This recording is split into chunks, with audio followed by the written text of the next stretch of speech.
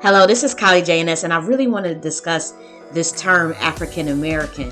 And I am going to emphatically state that this is an inaccurate label to describe indigenous Black Americans who have been in this country for forever, since the beginning of the country's inception and even before then, in terms of the Declaration of Independence and the Constitution.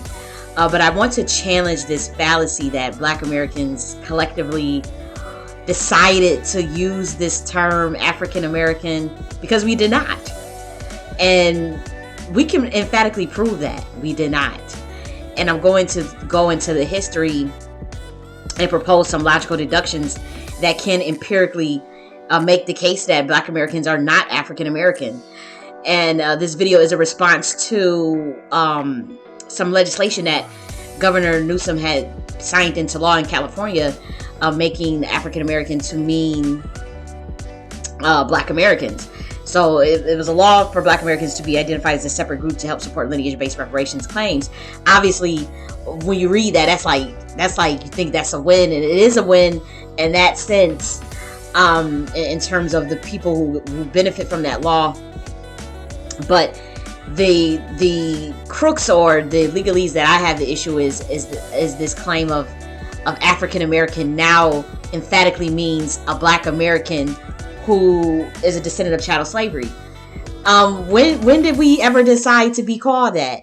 When did anyone ask the Black American what do they want to be called or what do they identify as?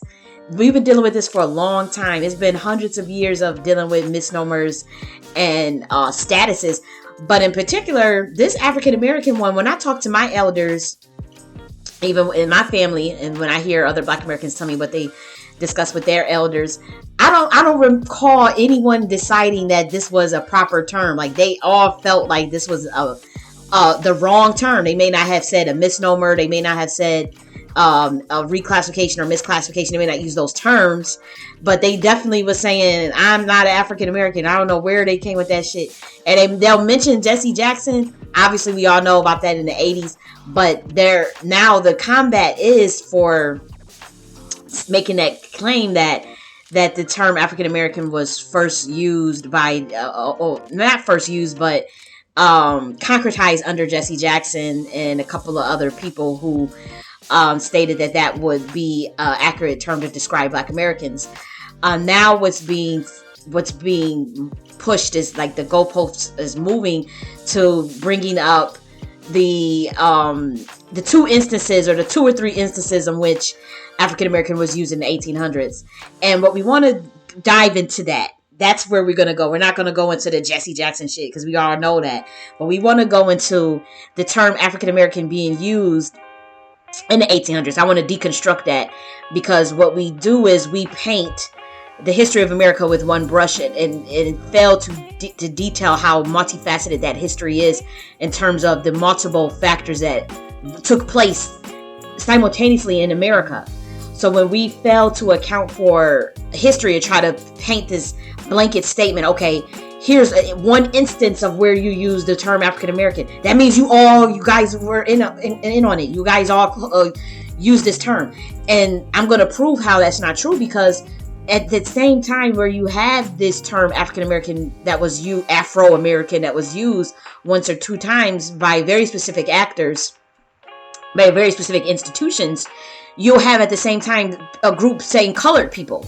You literally have that a group that would say at the same time calling themselves Negro, at the same time calling themselves colored. So how do you reconcile the fact that you got one group of people saying colored, you got one group of people saying Negro, you got one group of people saying African American, and the term colored and the term Negro was in more use than the term African American during this time. So we can prove that, and we can prove that that's a misnomer and that it was always a fringe term, and for some sinister, nefarious reasons, Black Americans got painted with this broad brush in the 1980s to be called African American when they never agreed. We didn't get no vote on that. Where was the ballot for us to go take our asses in there and vote on a term that we're going to call ourselves? Why? Where is the petition that we wanted African American oh so badly? Where is the petitions? Where is the ballots to vote on this shit? Where is the town hall meetings to discuss what we want to be called. Like, I don't understand this shit. And, you know, I'm not trying to be aggressive here with this, but I just find it sinister. I do that someone gets to place a label on a group of people when I hear that same group of people saying that they don't want to be called that. I cannot tell you, if I had a penny for every Black American that told me that they do not like that term and that they don't understand how it came to be and why we got to use it, I would be rich right now. I'm telling y'all, like, there is not one Black American that I know, and the ones that I do know that wants to claim it so bad, that loves the term African American, either they paid off to say that, like I noticed that they not really in touch. For those who would even that are trying to really go hard, and it's not everybody. There are legitimately some Black Americans that do not see anything wrong with the term African American. They like that term. For whatever reasons. They could be Pan-Africanists. They could see themselves as in terms of as a larger pool of the diaspora, so they don't mind that. And they don't understand, like, the younger generations usually is what I'm noticing, and it may be some generational things going on within the Black American dialogue in terms of delineation versus Pan-Africanism, or delineation versus seeing yourself as an African American. There is some discussions around that. So I don't want to say that everyone that's still using the term African American is a part of some plan to try to just go along with whatever the government says, or they some puppet or something. I'm not saying that necessarily, but some of the ones that I have seen, they either were Pan-Africanists, out of touch, don't even know what's really going on with the discussion with delineation, just completely don't understand why it's even necessary, or cultural erasure, ethnocide. They don't even care about, they don't even thinking about any of those terms, or they are working with that hegemonic system for whatever kickoffs, whatever things they get out of it. I see that as well happening in terms of those who's pushing that African American shit, because Black Americans have a right to self-determine. They have a right. They have to tell you who they want to be called. They have that absolute right. But before I keep going into a diatribe, I want to cover that bill, because I was honestly supposed to do this video months ago, like to like real shit. Like, when the week after this bill was passed, I had actually planned to do this video, but life happened and it just got swept under the rug, and I ended up not being able to really focus on the African American term, because I had to do some research. I had to actually sit and do some research, and that research has now been done, so I feel comfortable doing the video now. But I want to cover this bill because obviously lineage based is the key of what we really wanted. So let's cover that, and then we want to get into some of the history parts of the African American term in the 1800s. So it says here, California reparations advocates recently achieved another goal when Governor Gavin Newsom signed a bill that directs state agencies to disaggregate or separate data collection categories for Black and African American subgroups. Senate Bill 189 was authored by the Coalition for a Just and Equitable California and championed by California State Assembly member Chris Holden, according to a press release from CJAC. I think that's how you would pronounce CJAC. Okay, for the first time in California in American history, a specific category data of collection will be required for African Americans who are descendants of persons enslaved in the United States. This is worded strange to me. But why is this happening the first time in 2022? Really? So you see how far behind we were in really pushing that lineage base. But it's good. We should all be glad that it's happened, right? But for African Americans who are descendants of persons enslaved in the United States, does that presuppose that there are African Americans who are not descendants of persons enslaved in the United States? That to me is worded oddly. That's just me though. For the first time, okay, so let's see. In the United States, in California, starting with the 2.2 million employees, the release states. Okay, let me read that again. Okay, enslaved in the United States and living in California, starting with the 2.5 million employees. Okay, the release states. Okay, I guess it's some sort of press release or something. For the first time since Reconstruction, the political status of American freemen is being recognized by the state of California. An American freeman is not synonymous with African American, and that we can prove.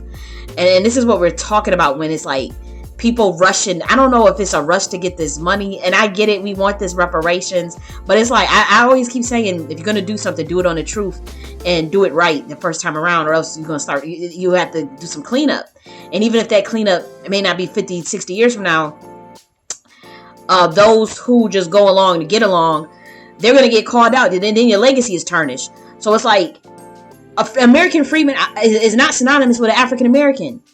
Like, where do you get off stating that? And that's what, I don't know who said this, and I'm not trying to step on no toes or nothing, because I know I could be doing the most. But it's like this. Okay, let's read what else to say. The bill would separate Black and African Americans into the following subgroups and beyond: African Americans who are descendant of persons who were enslaved in the United States. Okay, Blacks who are not descendants of persons who were enslaved in the United States. Ooh, you see how they did, y'all? And this was to spite you guys.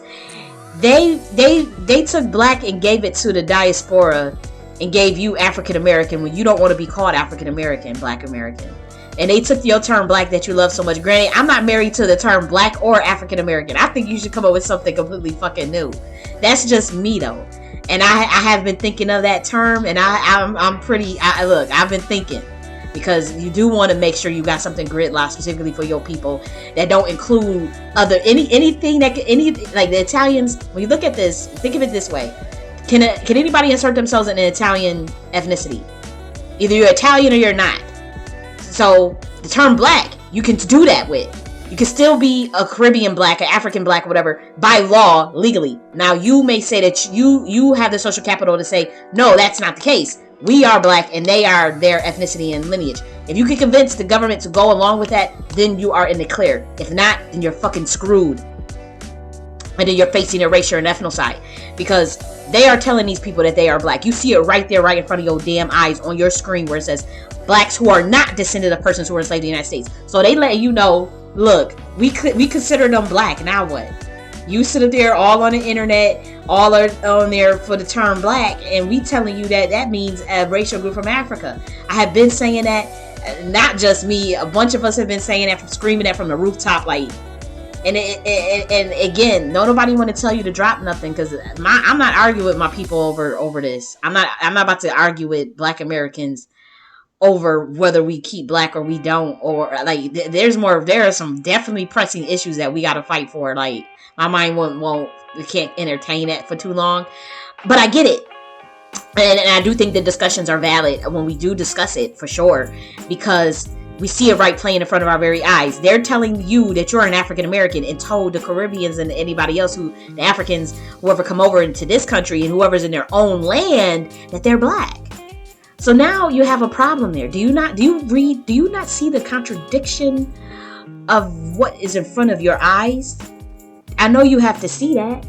I know you have to see that. So they listened to your Twitter spaces and your Clubhouse spaces, and this was pretty much a dig at the indigenous community, those who were calling themselves FBA, those who were calling themselves ADOS, those who were calling themselves descendant of American chattel slavery, those who were calling themselves pre-descendant Civil War population, those who were calling themselves Aboriginal. This was a dig to you. Clearly. Even some freedmen who don't want to be called, I know freedmen who don't want to be called African Americans. So this term, because I don't know who it is that's pushing this, but there's freedmen that don't even want to be called African Americans. So what the hell is going on here? So but they telling you who you are, and then there's a segment of Black America who want that term Black. They want it, and they want to keep it, and they're fighting for it. And they have been faced the biggest dig. When you look at this law, they got stuck right in the back, because they're being told that they're African Americans, and then the Blacks who are not descendant of the person enslaved in the United States, but not limited to African Blacks, Caribbean Blacks, and other Blacks. Boom. That is a play if I had ever saw one. You're going to have to come up with something new. I cannot stress this enough. And y'all want to look at me and people that are like me like, oh, we're trying to disaggregate from Black America. No, I love Black Americans to death. Like, no, like, that's not the case at all. That is not the case. Or who is the so-called Black American, so-called African American who's been here, who built America up. No, that group of people is very, very, very, very, very, very dear to my heart. And I think that at times I'm overzealous. You know, I've been in the little social media metaverse trenches, you know, really screaming from the mountaintops, whoever would lend a listening ear. Sorry, there's like a fly in here. It's so annoying when the fly gets through the window. But anyways, oh, it keeps flying around. But anyways, yeah, like we've a lot of us been going hard in the paint. We don't hate Black Americans because we see we see the play with the black stuff, and we see the play with the African American term. That don't mean that we don't like you, you know. And there are some people who feel that black should only be for them, and that is actually true because that's a status. It doesn't mean that you can necessarily alchemize the term to transmute it to what you want it to, unless you do that legally. You can do that legally. But on the books, when they say that term has only been for them, it is true. Nobody wanted to be calling themselves black. Nobody was associated with black. We got articles written by these immigrants that are melanated that come over here and say, I didn't know I was black until, what they say, I didn't know I was black until I came to America. I never knew of a such thing called black. I was called. So what the fuck is you over here trying to insert yourself in another group's ethnicity for by calling yourself black? Knowing that erases them, knowing that colonizes them. So that's why I'm saying, like, the play is just so intricate now, and it will fly over your head, because many of you Black Americans, y'all were praising this bill. Y'all were saying this bill was the dream savior come true. And lineage base is cool. Obviously you want lineage base. My thing is, I don't agree with the term African American. I'm not a fucking African American. I'm not. My genealogy don't say nothing about African American. It don't say nothing about, I see Negro. I seen colored. I even seen white. I even seen Indian. But I didn't see African American. I saw Negro, I saw colored, I saw Indian, and I saw white. And when I go back further, I'm seeing that there's links to back to Europe. As far as my surnames, they link back to a royal family. So I don't understand this notion of why I gotta call myself African American when I'm not no African American. So the legislation, it needs. I don't know who's pushing this. I mean, it's like, damn, like people would sell their soul, boy. Because I'm like, how could you not listen to the people? Like, how are you really grassroots? Or like, that's what I'm saying. Like, people, you gotta really vet people. You gotta vet people, because, I mean, I don't see how stuff like this can go down, and then everybody's just act like it's okay. And then you had some people that's just so desperate for anything.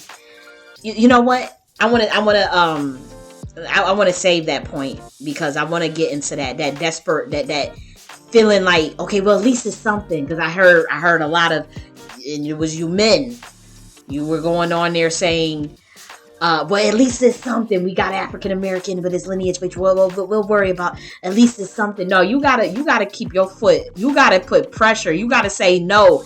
Take it back and put the third box. I'm gonna say this. That third box need to say self-identify.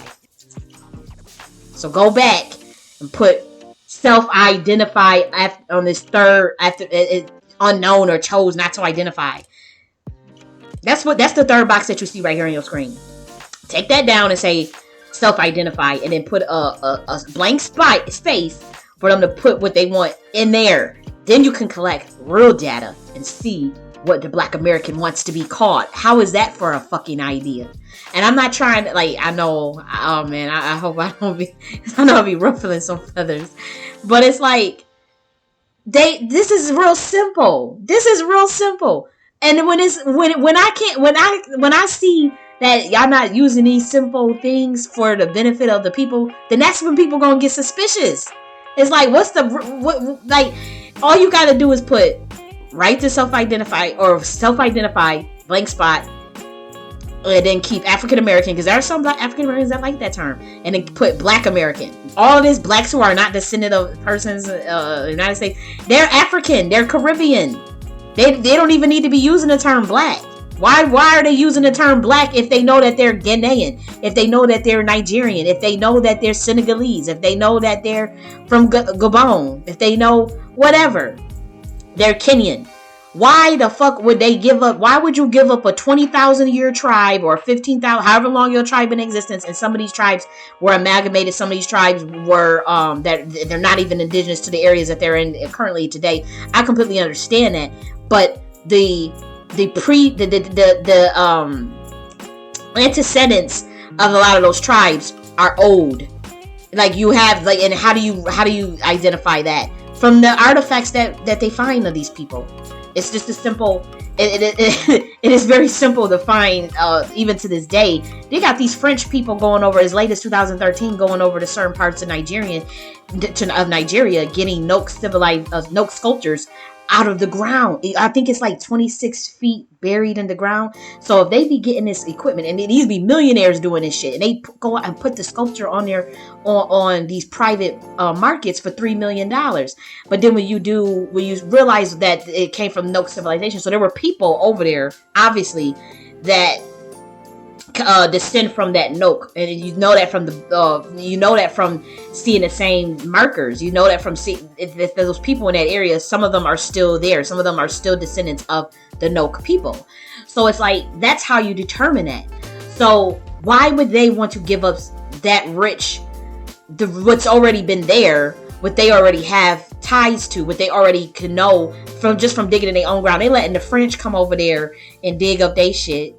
Dig up their artifacts instead of them doing it themselves. And some of them are doing it themselves, I suppose. But this was in a newspaper. Like, I remember reading this shit. I remember they actually arrested all of the Frenchmen that were going over there. I think they got arrested in France because they had no license or anything to do that. They did not get any permission. They just went over there acting like they went under false pretenses. They acted like they were going over there to get I guess a vacation or something like that, but they really was planning on. They knew where to dig, they knew where to go, they knew it was about to make some big money because they stole it, found this terracotta sculptures, and was selling it for $3. It was on the market for $3 million, and then the rest are in museums across Britain, as we know, in Germany.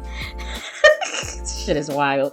But yeah, it should be African or a Caribbean. You should be shamed if you calling yourself black over your own ethnicity. Shit, real talk. Like, if you know that you're a Nigerian, say that you're a Nigerian. If you know you're from the Igbo tribe, say your set, rep your set, rep your tribe. You don't even have to rep because from what I understand, they saying the Nigerian was not an indigenous name that they came up with. That came from some white woman that did a play on the word N-word area. It's over 200 million Africans in Nigeria. So I guess when they see such dark skin everywhere, they wanted to play on people and call it N-word area, and that stands for Nigeria. So even if you don't want to use that term, you have tribes. You have 200 tribes over in one area, and overall there's about 3,000 tribes. State your damn tribe and be proud of it, and go and study the history as much as you can, as far back as you can, and try to do your own genealogy. Try to do some genealogy. I know if you're from the nobility class, it's much easier to do genealogy if you're in Africa. If you're from the nobility class, I've seen that myself. If you're not, then it's going to be a little harder. But do as best as you can, and then start to research your tribe that you come from. Do as much research on your tribe, because again, the nobility class keeps a lot of research, keeps a lot of data about the tribes itself. So you may be able to get a bunch of information from that. But hyping yourself over on American lexicon and coming over here for American lexicon is not the way that you want to do that. You don't want to go and insert yourself and be a colonizer, because that's where it's going. So you don't want to be accused of that. You don't want to be accused of genocide and ethnocide of a group of people by usurping yourself into black status, which is what Black Americans have to contend with and get out of themselves.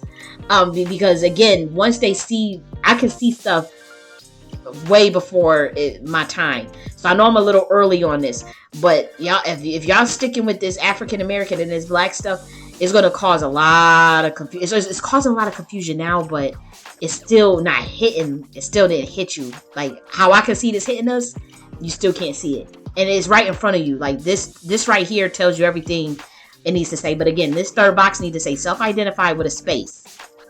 Okay, so let's see. So this also says, it passed and I'm glad it did. And it's so interesting hearing commentary from non-black people, in particular about the disaggregation. Disaggregation is perfect. Let's see. I don't know who this person is, so I'm not going to say their name. Said, people against data aggregation within the black community seem okay when it occurs in other communities. That's true. She said it would only help prove the unique claim black descendants of those enslaved in America have for compensation due to the harms imposed on them. That's true. But they're not black African American. So, what's so hard about using the term that they want to use? I don't understand that. So, Black Americans, if there is nothing that you don't ever listen to me on, don't be desperate. Listen to this. Don't be desperate. And keep your standards the way that you have your standards. I was very disappointed to see your standards so low when you found out about this bill, and I heard y'all say, well, at least we got lineage based. What do you mean at least? What do you mean at least? Your ancestors are the victims of every atrocity known to man, slavery included, reclassification included, identity swapping included, and you still suffer the effects of this to this day. So what do you mean at least? You need to get everything that you asked for.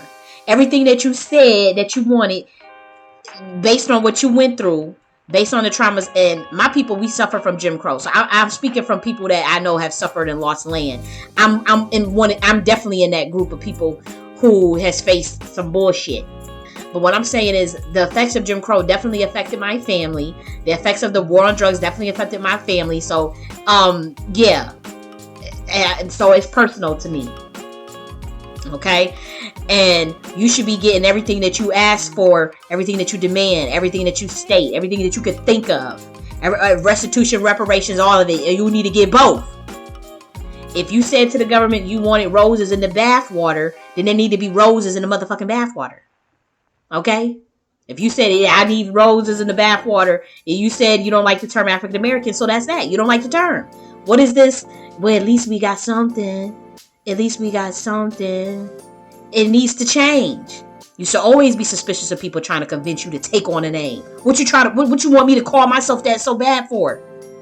That's not normal. You shouldn't have to convince someone to take on the name African American by these puppets and these shrills. Straight up. Because a lot of this shit is coming from the top. Like, my thing is, why do you want me to call myself that so bad, but you calling the people that's actually from Africa black? Now, you putting them in subject status, or is we moving out of subject status, or did you update the law books to where it didn't mean that? So if you did, then state that you did that, and that we playing a whole nother different ball game. This is a chess game. This is not Connect 4. This is not fucking Operation. Even Operation is it has some strategy to it. But this requires strategy. This is a serious learning game here. This is not a game of chance. Like, you know how you have some of the games of chance where there's no strategy involved. So you can pretty much, just rest on chance and fate. That's not what we playing here. If you're not meticulous, if you are not really going through stuff with a fine tooth comb, the finest tooth comb, the rat tail combs that you use for your motherfucking wig and for your motherfucking get your tracks out, take your braids out and shit, then you're gonna have a problem if you don't understand that. If you said, man, you said you want roses, and I mean that shit. If you said I need a red carpet laid out, as part of my reparations package for what we went through, for what you did for us. Restitution includes a red carpet everywhere the Black American go. Then that's what the fuck it is. If you say night is day, then it would be written. What is wrong with y'all? I cannot believe your standards are so low. You don't need to be nowhere near the reparations claim if you're talking like that. Nowhere near it. At one point, I didn't need to be near it because I didn't even understand what the fuck was going on. And I was doing the calculation based off of what it would have been in Special Fields order. Just a straight line calculation based on that. No. So I didn't know what I was talking about. I had to admit that. I took all my shit down. I hope that the reparation stuff I created in 2020, 2 years ago, I hope that shit is off the internet. I hope nobody copied and pasted that shit, because I just thought that you do it based off of special field orders. No, you don't do that. You have to include a lot more. You have to include a lot more. You have to include that not being honored, but you got to include everything that happened after that too. You have to include black codes and laws and Reconstruction period, everything that occurred then, as well as the Jim Crow. I would say the war on drugs, genocide, all of it, ethnocides, land theft, everything. Not just that was not honored. That goes a part of it. That's just a part of it. That's just something you put in a bullet point. You know what I mean? But I had to grow and learn and really sit back and learn from others, learn from elders, to be honest, if I'm being frank.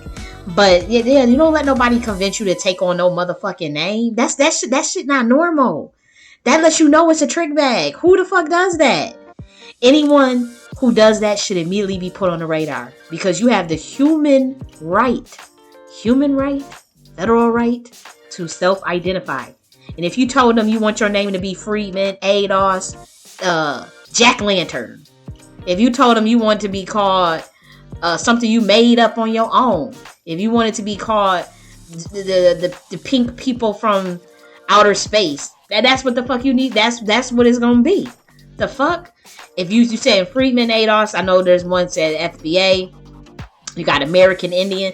I mean, whatever it is, whatever y'all agree on collectively, we need to have some sort of database where we can actually collect this data and get some numbers, like get some. And I know you could do that by a petition or something, but there needs to be something like very concrete. Like if you guys, oh man, Qualtrics, isn't that survey? If somebody has a Qualtrics account and you just do a real simple survey and you get a link.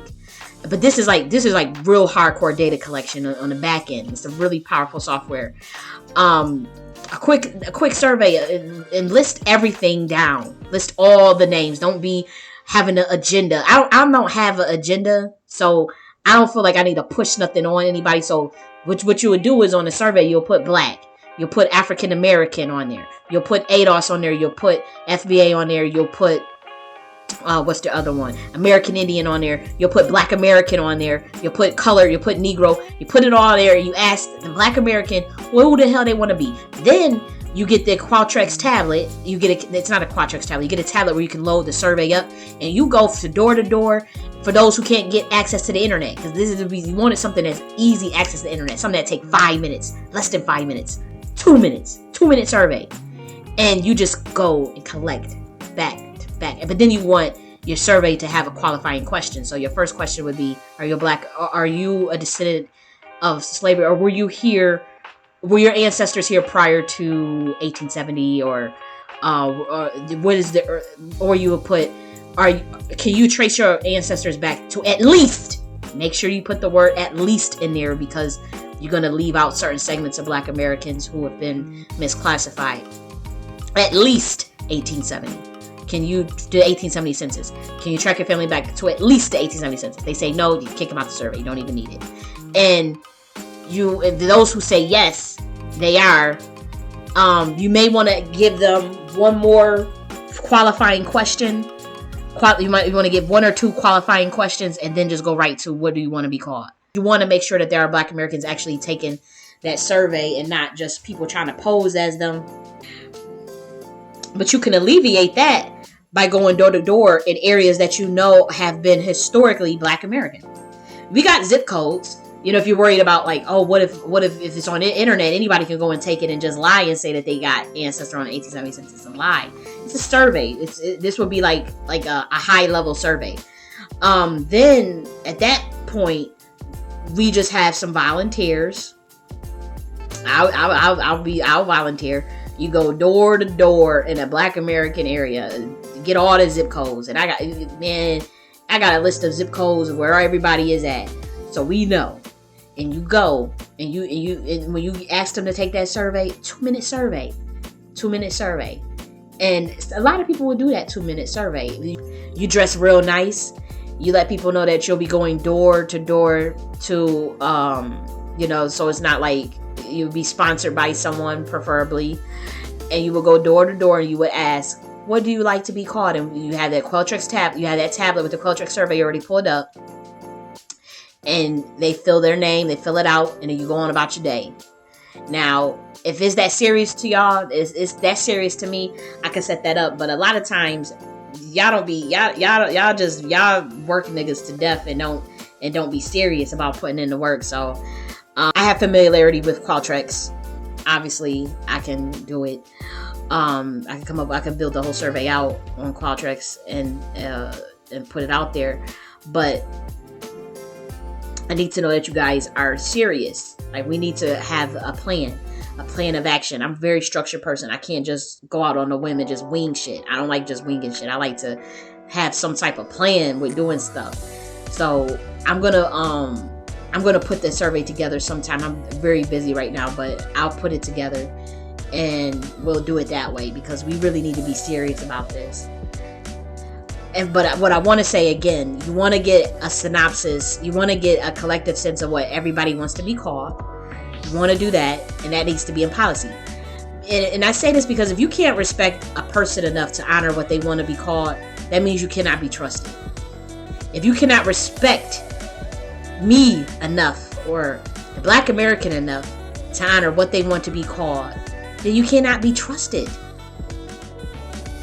Please rewind that and play that back again. If you cannot respect a person enough to honor what they want to call themselves, their right to self-identify, then you cannot be trusted. And I should see you as a colonizer, because you shouldn't be trying to tell me what to call myself. Like, I don't understand that. That's colonization. If there was ever a colonized way to look at the world, man. If you, the basic right to just even honor what somebody want to be called, you can't even do that. That's a problem. So Black Americans, don't be desperate. And I heard this Black man say, I don't care what they call me, as long as y'all stop beating us and undermining our economics to help our homeless. See, that's the shit I'm talking about. Because women, we are intuitive, and some of us are powerful enough, we can access the Akashic records and we can see things that the average human cannot see. And I want to say this, do not listen to someone who will tell you they don't care what they call them, just stop doing what they're doing. That's weakness. And that's approaching the situation from weakness, not power. You tell them, no, I told y'all I don't want to be called that. I want to be called this. I want to be called whatever it is. And shout out to the men who are doing that, because I saw that too. I did see men that are saying, no, we don't want to be called that. Please stop calling me that. Or demanding, stop calling me that, because that's like calling me the N-word. I thought that was a bit extreme. But if you're talking about, I don't care what you call me as long as you pay reparations and stop hurting me, you don't need the motherfucking mic. You don't need to be remotely close to anything regarding restitution and reparations, because you will lead them into a burning house. You're one of them niggas that's gonna lead them into a burning house. Listen to me, Black Americans. You have to name yourself. The government works for the people. We should be the ones telling them what we want to be called. You told them what you want to be called. You tell them what you want to be called. Do you understand me? So anybody that comes saying, well, I don't care what you call, you dangerous. You dangerous. You too desperate. You too desperate. I remember a brilliant homegirl. She said, I'm not taking, she said, some of y'all will take, how does she say it? Chicken sandwich. A chicken sandwich from McDonald's is a part of y'all restitution for genocide. She said, no, I'm not taking chicken sandwich for genocide. Hell no. And that's the truth. That's the truth. We're not taking crumbs from the crumbs from the filet mignon, crumbs from the dish, the plate. No, we're not taking that. We're not doing that. And that's something like, if you don't know the numbers, and I didn't know the numbers, I didn't know, I'm not an economist. So that's why you have to, listen to other people when they put in their work and they have things to say. And I value the work that people do on establishing like the numbers correctly, because it's not even 800 million. First it was 800 million. And I think was it 800 million? Yeah, it was 800 million. And then now the number is up. But they obviously, I don't know, like 800 million. It does seem like a stretch per person as far as actually getting it realized, but at least you have an accurate number. So that number is what can be used to determine who gets what. But I'm thinking like, damn that fiat currency. I want this land and the fiat currency. And by the fiat currency in the States, so it's like, if it's 800 million a piece, oh, how much of land do we translate that to? How many acres of land do you translate that to per person? That's what I would be on. The land and cash infusion, obviously. So, you don't want to lowball yourself with this. So anybody talking, I don't care what they call me, as long as y'all stop killing me and y'all stop hurting me, my family. No, stand strong. Come on, put some pep in your step and get your back, shoulders straight. Shoulders standing tall, my nigga. Like, seriously, like, hell no. And as a woman, no woman want to hear no man talk like that. As long as y'all stop doing, goodbye. I'll take the mic from here, because I'm making sure my people don't get integrated in no burning house again. I'm making sure y'all don't get played again, like you've been getting played. Your ass been getting played. So the buck stop here, right? So now let's get into, that was a big tangent. It was tangential, but it needed to be said. Absolutely needed to be said so I can make my point. But now I want to debunk this notion that Black Americans use the term African American by pointing to the AME Church. So they say that what they usually do is point to the AME Church, the African Methodist Episcopal Church, the African Brotherhood, and the Afro-American Magazine, and the Afro Parade. So there's 4 instances that they bring up. It's either the AME Church, the African Brotherhood, Afro-American Magazine. Afro-American is not synonymous with African, by the way. And then the Afro Parade. So 2 of the instances, Afro is a hairstyle, Afro-American Magazine, Afro Parade, those had nothing to do with the term African American. So we're going to be proving how these 4 scenarios have nothing to do with Black American descendant of slaves, because they were not started by Black Americans that were enslaved. Now it's scuttlebutt around the history of this stuff, because they say that Absalom Jones was born a slave and all this stuff. There's distinctions between the types of slaves that one had. And I'm going to say, where's his parents? Where's Richard Allen and Absalom Jones' parents? Let me back up, because we need to set something straight. I do want to say that free royal Africans did come over here during this time as the colonizer. If the Africans came over as slaves, as they say that the 3% of Africans came over as slaves, don't you think some came over as the motherfucking colonizer too? Like, if they had enough sense to get on a damn boat, and we all know that this is what I learned in graduate school, and this could be wrong, but I was told that Africans were some of the greatest navigators in terms of building ship assembly, as well as navigation of the seas itself.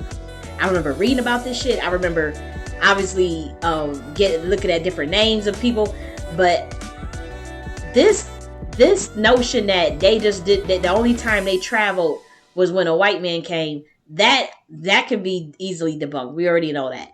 But in terms of North America, if someone can bring their ass over here as the slave, because if they came over here as the slaves, oh, you better believe some come over as the colonizer. You need to just use your brain. And American history, again, is multifaceted parts that are hidden. And the founders of these institutions, they were colonizers. They were African colonizers whose job was to brainwash Black Americans into thinking that they were African. So we are going to start with the founders of the African Methodist Church, which is Richard Allen and Absalom Jones. They are the founders of the African Methodist Church. Now, these people were free Africans. You can look at and they claiming that they were born slave or whatever. But look how they dressed at this time. So Absalom Jones was born in 1746. He died in 1818. He was an abolitionist. He was a clergyman. And he became prominent in Philadelphia, Pennsylvania. So he started the local Methodist Church, and he also founded the Free African Society with Richard Allen in 1787. There was a Free African Society, guys. And a mutual aid society for Africans in the city. The Free African Society included many people who were also included many people after the Revolutionary War. Mind you, slavery is still going on at this time. So who was getting free? How were they getting free at this time in 1787? That's something you want to look at. That's something you want to demand some records on, because did they say slavery is abolished in 1865? We in 1787 with Richard Allen and Absalom Jones starting the Free African Society. I'm telling you, look at how these people are dressed. Does this look like a slave? Do these people look like a slave in 1787? They were a part of the Free African Society. Open your damn head. They say anyone black in America is a slave, and they rewrote the history. Yes, I'm saying it. Anybody black in America during this time, not everybody that was black, quote unquote, brown skin during this time, was a slave. The Free African Society tell you that right there. So some of these motherfuckers was colonizers. So that's what you need to take from that. And I'm saying, yes, the history is revised. The way they are telling it, they done left out some huge ass chunk, something not adding up, because how does the Free African Society existing in America in 1787, but their slavery is not abolished to 1865? So what's really going on here? Okay, so let's see what else it says. So Jones, Absalom Jones, he was the first freedman to be ordained as a priest, and let me try to pass. Okay. Jones took part in the first group of African Americans to petition the U.S. Congress. He, once again, founder of the Free African Society. George Bragg. Now we're going to talk about George Bragg and who he was. He was also an Episcopal priest, and he was an active social reformer in Baltimore, Maryland. So Bragg also founded the Maryland Home for Friendless Colored People and recruited Booker T. Washington and W.B. Du Bois. So this is a little bit further. Let me see when George Bragg was born. So these are the same guys, Booker T. Washington, W.B. Du Bois. You see the two different types of ideologies even going on at this time. So you had George Bragg, and they were the friendless colored people, with Booker T. Washington, W.E. Du Bois. Now W.E. Du Bois fought Marcus Garvey. And a lot of people was coming at W.E. Du Bois, and I did at one point, so I apologize to W.E. Du Bois about that. W.E.B. Du Bois and Booker T. Washington was against that Marcus Garvey bullshit, that go back to Africa stuff. So you see, even back then, we're in 2022 where we have delineation versus Pan-Africanism. We see the delineation movement, and we see those who were reclassified. We seen it in 2022. Shit was going back then. Clearly the shit was going back then, when you got people like Richard Allen and Absalom Jones, but George Bragg was born a little bit after Absalom Jones and Richard Allen. George Bragg was born after. So let's see what else it says. So that Maryland Home for Friendless Colored People had a committee of 12. There was an organization that worked to prevent the disfranchisement of Black Americans in Maryland. Bragg also operated his own printing press and published a variety of works under the Church Advocate Press imprint, Men of Maryland. Richard Allen and Absalom Jones, he wrote this too, History of the Afro-American Group of the Episcopal Church. Bragg sold copies of Richard Allen and Absalom Jones for 10 cents each, so he was studying them.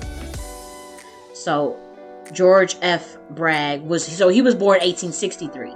So he's the one that wrote Richard Allen, Absalom Jones by Reverend George F. Bragg in honor of the Centennial African Methodist Episcopal Church. So we see that.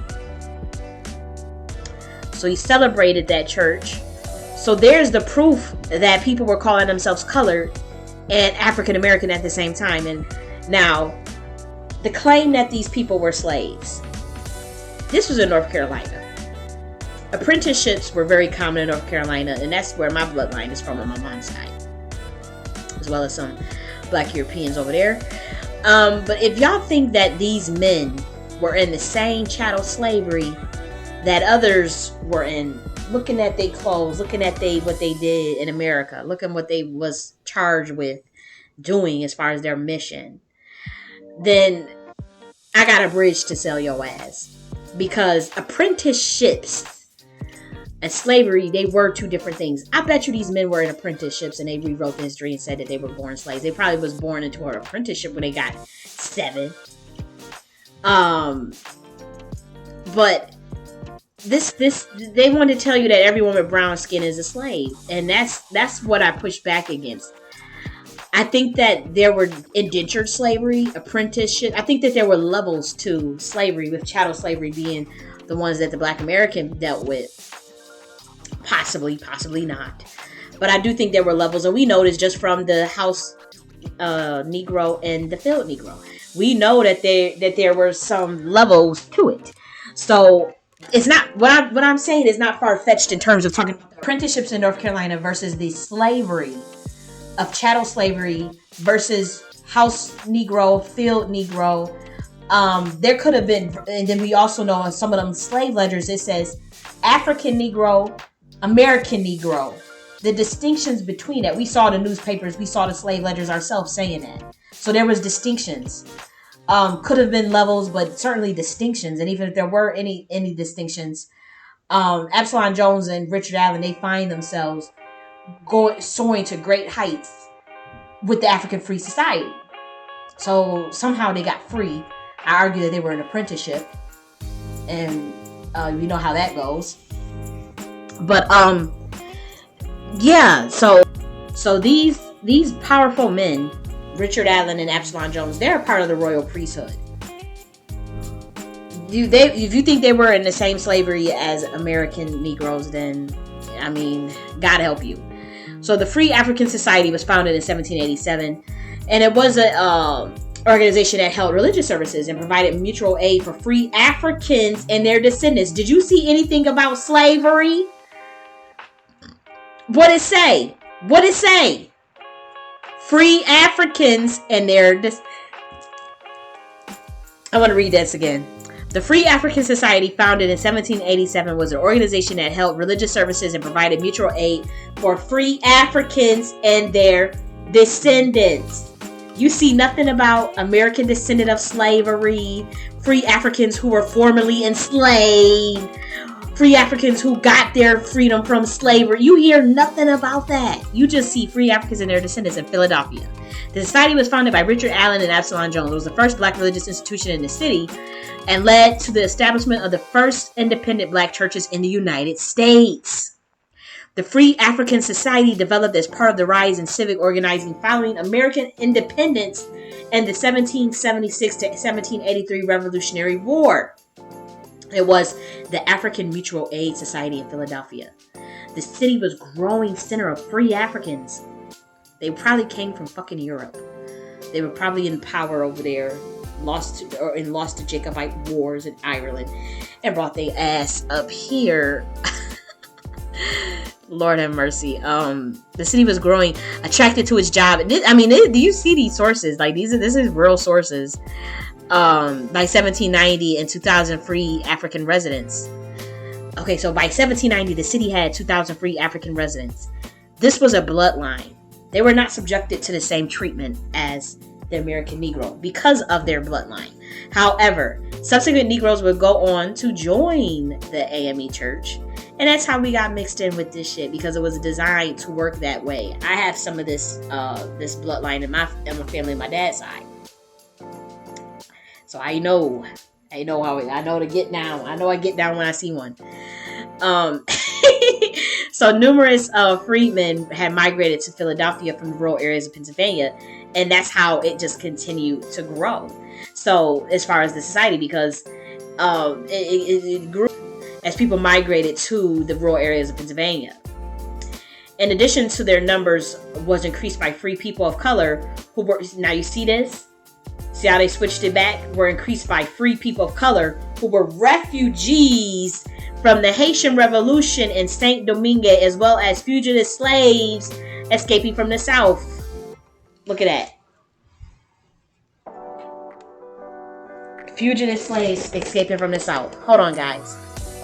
Hold on a second. Okay, I'm back. So,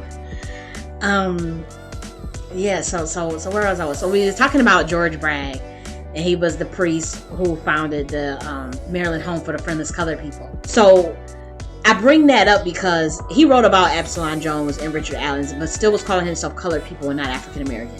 So that tells you that people saw themselves as two different people in a span of less than 100 years. And that there were brown people that went by colored and Negro. So that's why you have the CME Church, because it was different.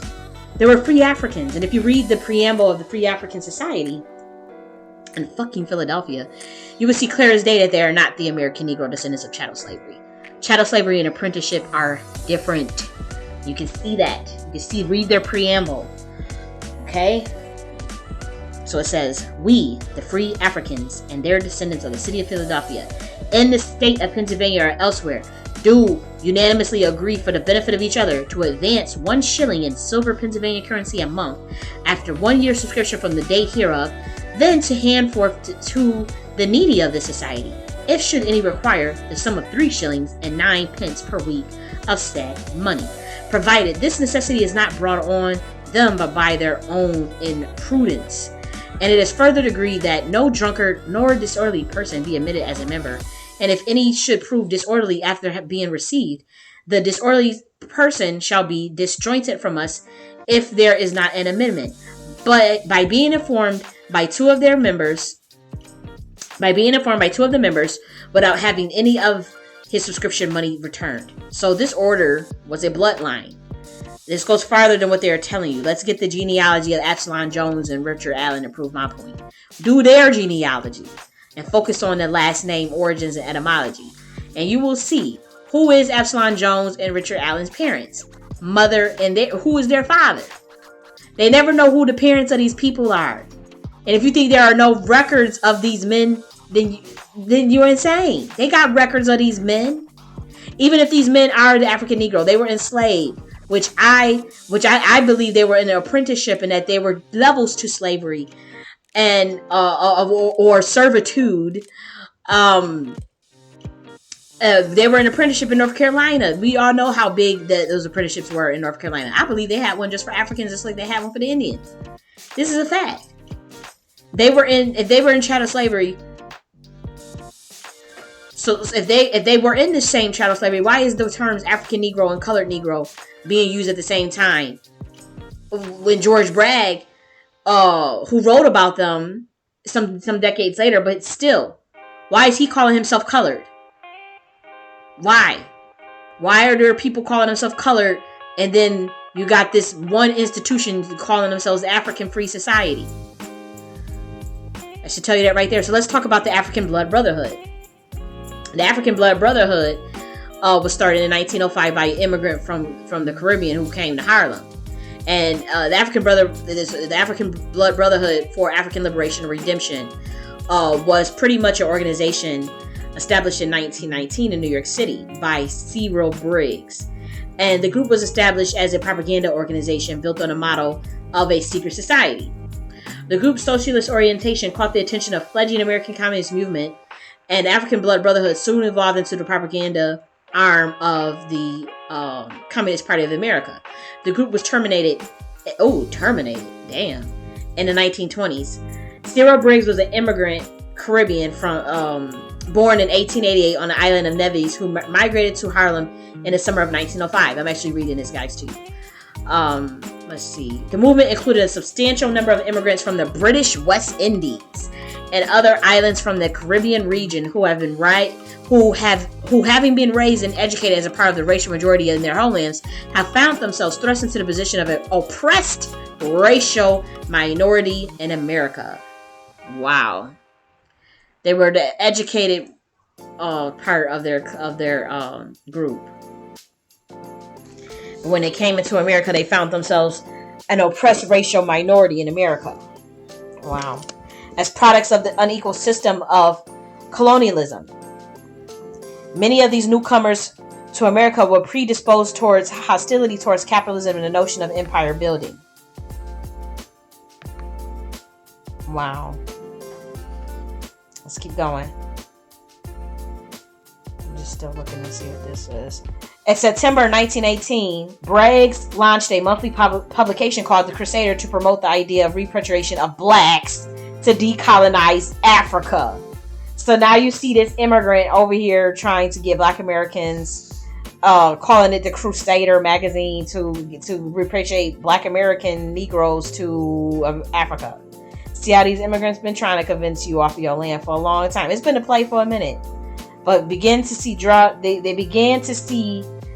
draw parallels between the plight of Black workers in the United States and impoverished working class whites, who were mostly recent immigrants and descendants from Europe. Once again, off-code behavior. Back then, even 100 years ago, because working class white. See, he was trying to black and brown it, but it was like this guy Cyril Briggs was drawing parallels between the plight of Black Americans who are descendants of chattel slavery. A lot of them are in the United States, and impoverished working class whites. And again, that could be true, but those intricacies should not be diminished, and they shouldn't be hodgepodged into one thing, given the different histories. You see what I'm saying? So this nigga, this Cyril Briggs guy is not Black American. If you think an immigrant can come over here and start a secret society that is socialist, Jesus Christ, to get American Negroes to go to Africa on their own, then you are out of your mind. You can't see the play. It's the same play happening all over again. As far as that Afro-American newspaper and the Afro Parade, Afro does not equal African. Afro is a hairstyle.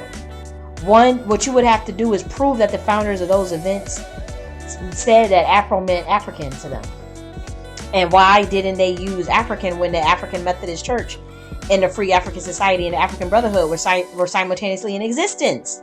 Why would they decide to use Afro over African if both terms were simultaneously used by different groups of people in addition to colored and Negro? That tells you that there were people calling themselves different motherfucking things, just like they are in 2022. You got people calling themselves FBA and freedmen, and back then you had people calling themselves African, colored, or Negro. And black came into the picture later on. But it's like you can clearly see that. And then Afro, they're calling themselves Afro, and the term African exists at the same time. That doesn't make any sense. So now they wanted to shorten it? That's what you're telling me? That's a motherfucking hairstyle. Get real. So this thing of I just don't get it. The bigger question you need to ask is, why are some Black Americans using the term color, Negro, and Afro at the same time? That's what you need to be asking. Like, why are they using it at the same time and others are using African? Why are there more institutions that are named colored and Negro than African? That's what you need to think of in your head. How come I can count on one hand the amount of times African American was used before 1980? How come? That's what you need to ask. Then this name, the term African American, would be more fitting from an African that migrated to America in recent years, because they know the African, they know their tribal customs, their language. They still wear African garb, so that would make more sense. A Black American does not know African languages. They do not wear African garbs. They may get a kente cloth from some shit in New York City or something like that, but that's not real hide skin. Most of the times, that's not real hide. So they do not visit Africa collectively. So why does our government think they have a right to just label a group of people with a name they never agreed to? If African American has to be there, and if African American has to be on the books, and I proved how we never called ourselves that collectively, then multi-generationally mixed needs to be on the books. Just like Friedman would be, or just like how ADOS or whatever would be on there, or FBA. So multi-generationally mixed needs to be on there because we got records of Black Americans like Langston Hughes and Frederick Douglass calling themselves and going by MGM. If they were going by multi-generationally mixed, an African American was in existence at that time, then color, then Negro was in existence at that time, and what else? I don't think Black was at this time. Frederick was the term Black with Frederick Douglass and Langston Hughes. I think it might have been. So we got all these different damn terms being used at the same time, just like you see today. Then multi-generationally mixed need to be on there because Langston Hughes was calling himself that. If we got to point to Richard Allen and Absalom Jones for African American, then I'm going to point to Frederick Douglass and Langston Hughes for the term MGM. Because if Black Americans are being labeled African American, then what is the government calling the African immigrants? So I know they about to sit up there and call them Black. That's what they're going to do, or Black American. So the term MGM, let's look at the term MGM. A multi-generationally mixed person is an individual who is genetically mixed from previous generations, but their parents are considered to be of the same race socially. That is what all of you Black Americans actually are, unless you are American Indian. If you are not American Indian, you're most likely multi-generationally mixed. They are not to be confused with biracial people. Multi-generationally mixed people are not biracial people. The concept of multi-generational mixing is related to the one-drop rule. A MGM person may have a great-grandparents or grandparents who were mixed, like how I do, but identified as Black, like how mine did. Therefore, if they reproduce with other Black people, their offspring become MGMs, just like my family is all MGMs. Dad and mom side, MGMs mixed with some Indians, mixed with some Black Europeans, mixed with Black and Negro, and mixed with what are the terms I see in here? The Sephardic Moorish bloodline. So we're MGM because I got parents back all the way in 1820s that were biracial, grandparents that were biracial, and grandparents that were straight up white. The women at that were married to this Black European Black man, married to him in the 1820s. And if I'm lying, how come I see that in my bloodline? White women being married to the Black man. So not all of them were slaves. That speaks to my point. Some of these niggas came from Europe as colonizers as well as Africa as colonizers. That's what you need to be taken away from this. As well as the right to self-identify clearly. So multi-generationally mixed. Sometimes the mixed ancestors of MGMs married and other light-skinned and other mixed Blacks, and therefore their offspring carries traits from both their non-African and African ancestors for generations, even though the mixing occurred generations prior. Cape Verdeans, some Louisiana Creoles, Bastards, and some ethnic Black Americans are of the term MGM. I'm MGM. Sylvia is African American. Both her parents are considered Black, but her grandfather was French, and her great-grandmother was Black and Cherokee. That will make Sylvia a multi-generationally mixed person. MGM. So if African American got to go in here, we need a fourth box. The third box is going to say self-identified with a space. And then the fourth box is going to say multi-generationally mixed. That's because that is exactly what I am. I'm not African American. I'm multi-generationally mixed. Now let's look at this. 42 crossing letters, the color line, modernist anxiety, and the mixed race figure in the work of Langston Hughes, Zora Neale Hurston, and William Carlos Williams. All of these people were multi-generationally mixed. Also, let's put Zora Neale Hurston on here. I'm pointing back to Zora Neale Hurston, Langston Hughes, Frederick Douglass, and William Carlos Williams as MGM brothers and sisters who were identified as multi-generationally mixed. So therefore, all Black Americans are multi-generationally mixed. It's the same logic. It's the same story. It's the same logic if I do it with African American and Richard Absalom and Absalom Jones and Richard Allen. It's the same logic. You point to 4 instances of people calling themselves African American, and then you blanket all Black Americans with the term African American. Well, guess what I'm going to do?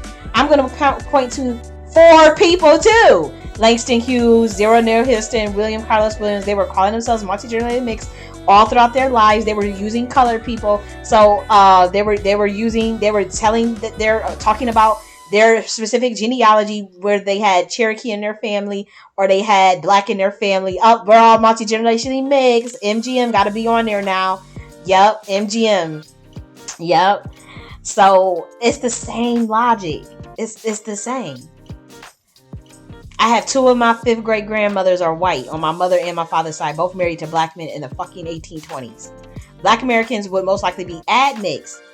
And then what you would do after that is you will code their genealogy using qualitative method research.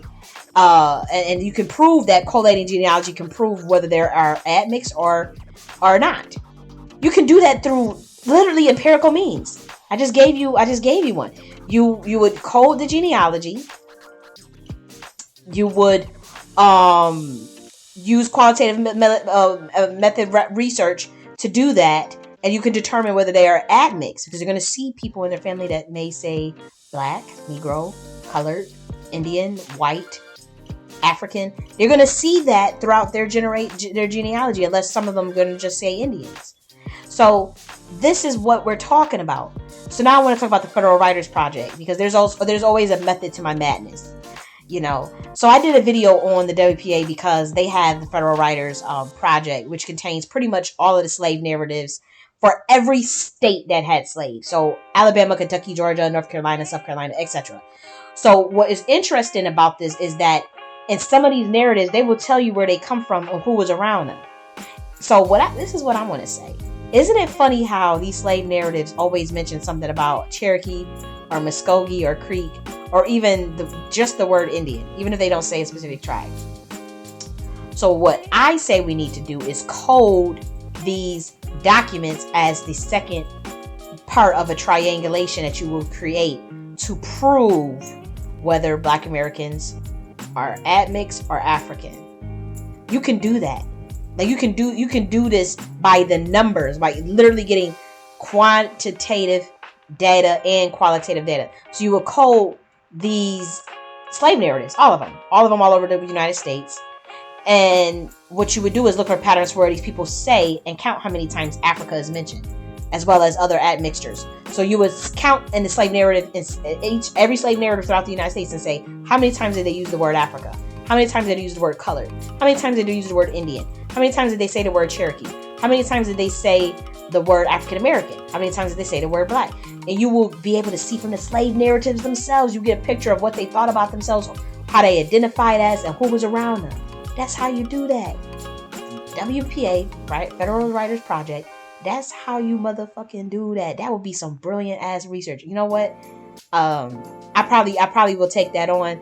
I'm all over the place, but I'm going to take that project on. Sure am. If anybody else want to help, do it, because I have my biases. So matter of fact, maybe that's not a good idea.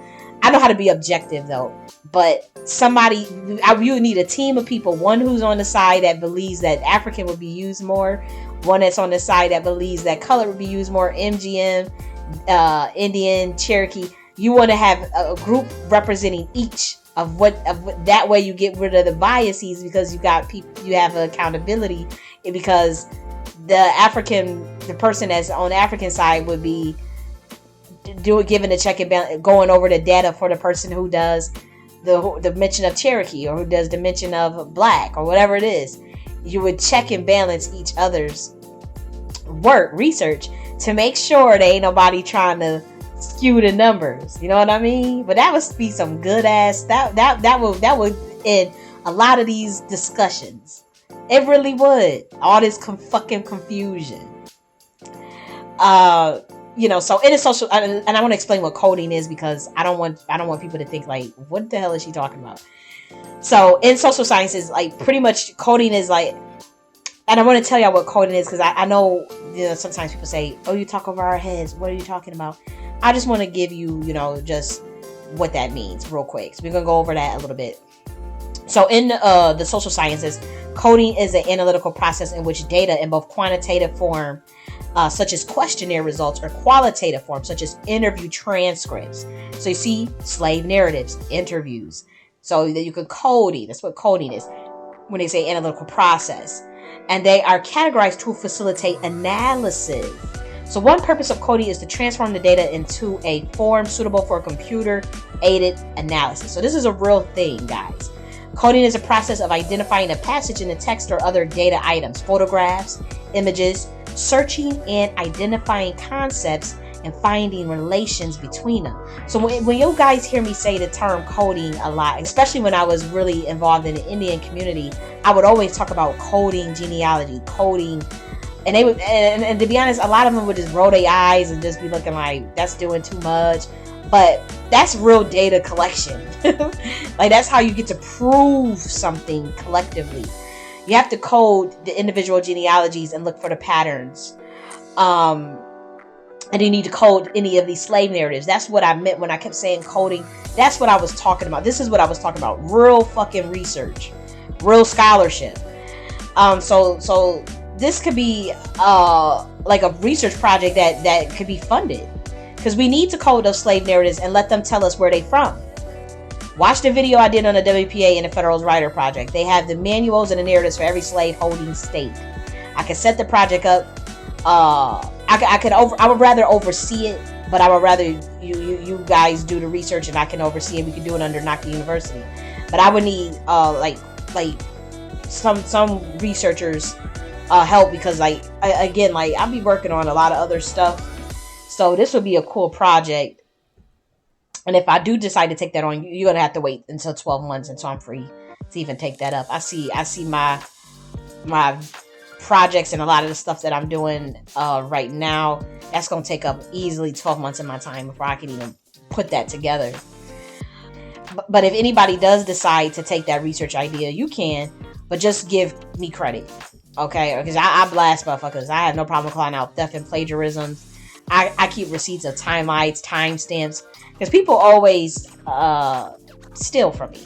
You know, people take a lot of ideas and thoughts and botch them, but they do it, and I know that because I I see it all the time. I collect my own timestamps. A lot of things that people will hear. I'll release something or something will be said, and then the next person will say it the day after, a couple of days after. But then you had a timestamp, and it's just like, yo, that's weird. So I'm always collecting stuff on people, because it's better to just build a case when you can prove somebody is like stealing your shit or stealing your concepts. And what I like to do is I always tell you, get some intellectual property, write some theories out and put it in a book or something, and then that way when the idea does circulate, you have a timestamp of where you published the book and who came up with the concept itself. And that's how a lot of people go back in history and say, oh, that person came up with that concept first, or that actually was the existence before, like even with the situation when the ADOS term came up, we found out that there were people that had been saying that for like a while. They were saying the descendant of American chattel slavery, though. So that's how they were able to get the name of the person who originally came up with that term, through stuff that was copyrighted. So that's the point. I will say that when I'm on social media, though, like the Twitter stuff, or if I'm on Clubhouse, most of those things that I say are very intentional. So if I say it like on a YouTube or a Twitter, that means I don't mind people taking the idea or regurgitating the talking point, because I find it just that necessary. But the stuff that's in my books, that's what I expect citations from. That's what I expect. Citation, or I'm gonna blast your ass. Because in the back of my books, you see the sources. And you can build theories and scholarships off of set frameworks of other people's research. That's actually very normal. It's very normal, but you have to cite it. You have to source it. And it doesn't take away from your intelligence. It's actually very honorable. It's an honorable thing to do, where you can say, this is where I got the research from. This is where I do that all the time. If you look at all my books, I always have sources of other people's research, but you see clearly my own theories within my own research. When I come up with biospheric consciousness, I had to build that off of what was in existence. There's people that already wrote similar things. So you have to establish the differences in your own theory versus other people's theories. You have to establish what is similar. What did you take from theirs? What was you inspired by? And keep it moving. You give a source, and it's the honorable thing to do. It's very normal to build your scholarship that way. I do it all the time. It's actually acceptable in academia. But you cannot plagiarize shit. You can just use it to build another argument. When you go to Google Scholar and type, let's say, let's just go through do some quick lesson on scholarship. Let me just do this real quick. Okay. Go to Google Scholar right now and then type in double consciousness by W.E.B. Du Bois. Just type in double consciousness. Look at where it says cited. So you will see it was cited about 5,000 times. So that is how many people use the source. So when people use it as a source, it's normal. So you can see that 5,000 people cited this article, cited this theory that many times. Okay? So a source is not, citing a source does not mean it becomes your intellectual property. It's someone else's. You use it to prove your argument, and it must prove your argument. You cannot just make up your own conclusion that goes against the original research, or people will not take you serious, and you shouldn't be. I see that happening a lot in this community because we're not honoring the intellects of this community, the people that actually do the work. So what happens is people, they're meshing what scholarship should be, and I see where people will take a site out of a book. They'll screenshot a passage out of a book, not tell you the name of the book, who is the author, and put their watermark on it, and somehow they think that that's scholarship. That is not scholarship. That's actually plagiarism. That's theft. Because why? It's not yours. You didn't come up with the passage, so give us the name of the person who came with the book. Why do you got your watermark name across a passage of somebody else's motherfucking book? That's theft. That's crazy. So you have to start to have more standards, Black Americans, when you even listening to people or looking at their stuff, because you got to make sure that why are you trying to hide the name of the book? Why can't we see the name of the book? Like, you should be asking those questions. And someone plagiarizing someone else's work is unacceptable. It's sloppy. It's ridiculous. So what you do in research, you have to you use a source that proves your argument and not goes against the conclusion should not go against the original research.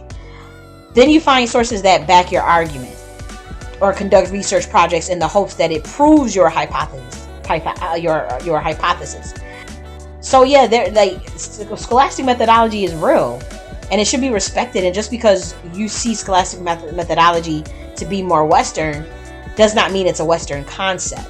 The university and methodology itself existed before the West got into power, which is why you have ancient manuscripts and letters of scholars challenging each other's theories. You have all of this, and debating and going to the university. So you see that idea of the university and methodology already existing prior to the West. So why do you think that you could just go hodgepodge and disregard some respectable methods of proving a point, and just make up something out of that you just took out of someone else's article, or taking someone else's work and putting a watermark on it and not telling people where the book and the shit come from? Weird shit like that. Like, that's weird as hell. Use your APA citation. You know what? I'm not gonna go there. Let's just look at what this means. So that's pretty much it. I just wanted to cover a mini lesson on like how to conduct research itself. There is a way of going about that, and that should be respected. So I want to propose something to these puppets who go along with the narrative of trying to sell Black Americans back to Africa, or telling them they need to romanticize Africa after Africa sold them. Have y'all ever thought of how those African ancestors felt being sold off by their own family or warring tribes? Like, we have slave narratives of people enslaved in Africa. Like, literally, they were telling their story of being enslaved in Africa themselves, and how their own family sold them off. The research was published through Cornell University. Have y'all ever thought that for Black Americans who have an African ancestor from the 3% of the transatlantic slave trade that came to North America, may not want to connect with Africa anymore after they were being sold off, even by own family members, by own said tribe, by own warring tribe. How you assume that an African ancestor that got sold off but want any connection to that continent? How you don't know they didn't find a new way in original people of the earth and just keep it pushing? How you don't know that? How can you know? How can you know that if I had an African ancestor that was sold off and beat by their own people in Africa, they come up, they don't want nothing to do with that? Do you think they want something to do with them? No. So why? So how you know they want to claim them any motherfucking way? In terms of this African American term that you always want to say, if we don't go by that, you disgracing your ancestors. Shoot, let's say I do got one. How you know they motherfucking ass don't want to be associated with Africa? What if they really want to say, oh, shit, fuck that nigga sold me and the Indian took me in, so I'm mixed with them now. You never know what it could be. You never know. I already told y'all, we don't need to romanticize shit. If I got some African ancestors somewhere in there, I'm still looking in the records for them, but I know for a fact they don't give a shit about romanticizing no Africa. I know for a fact they don't. Because I swear I know how they feel. They want to have a new name. They got sold off. I already told y'all the kingdoms that sold the slaves before the white man stepped foot over there. It's a fact. Even scholar Sandra Green told y'all. She got published research from Cornell University. So how the fuck you think they feel? Even for the Black Americans that were affected by the transatlantic slave trade. They don't owe Africa homage. They don't have to identify with them anymore because they were sold off for trinkets and went through 500 years of slavery, and Africa did nothing to help them. So where do you get off trying to force all Black Americans to say they African American? I better not ever hear y'all say you don't care what they call you. You need to name yourself and you need to stand solid on that. You cannot be moved from that. Do you understand me? We not no motherfucking African American. We not no motherfucking African American. So you don't gotta act like, well, long as it's something. I'm not no African. I could prove this through my genealogy. My 5th great grandmother was a white woman married to a black man in 1821. We got his name. How his name come up in 1821, but it say Blaque. These were black folks, but they started becoming mixed, obviously. They were becoming mixed race. Because some of these niggas is from Ireland. Who lost the Jacobite Wars that had to come over here. Some of these black folks. These are my peoples. This is real shit, man. So y'all gotta get real. Shoot, I have to keep it real myself because the street name is after my 5th great grandmother in North Carolina right now. In Indian Town, which is now called Elizabeth City, was renamed. But that was where Currituck Nation was. The Algonquin tribes, the Mattamuskeet, the Yaupin, the Pascatonki, the Pashatonki Indians. That's where they were. Currituck is the same area that Tuscarora Wars went through. That's real shit. It was originally called Indian Town until the 1920s. Indian Town is nothing but Black Americans living there. To this day, my family been buried in there for hundreds of years in North Carolina. Y'all just believe anything anybody tell y'all, man. Some of us can see things y'all can't see, boy. And yeah, I told y'all when you started pushing that African American thing too hard, you started making people want to dig and do more research. You started making niggas start digging around. Because when you push something too hard, people gonna start looking. They do. They start to look. They start to wonder what the hell going on. They will do their genealogy. And they should really study those last names and bloodlines, whether they link to slavery or not. Whether it's linked to the white man or not. You need to study your damn surnames. Them surnames is the key. Just like they say genealogy is the key. But what's going to happen when they do their genealogy? What's the game plan after that? Because they're going to realize they're not African American either way. So that's why I say just do things right the first time around. Again, 3rd box needs to be right to self-identify or self-identify with the space. 4th box needs to be multi-generational index. Another, I think American Indian is already on there. I think it's already on there. Then you need Black American on there too. Now we need to say Black American and need to say whatever we say, it gotta go on there. But yeah, I'm gonna talk to y'all later. I talked for quite a bit. Yeah, I'm gonna talk to y'all later. Thanks y'all for listening. Bye.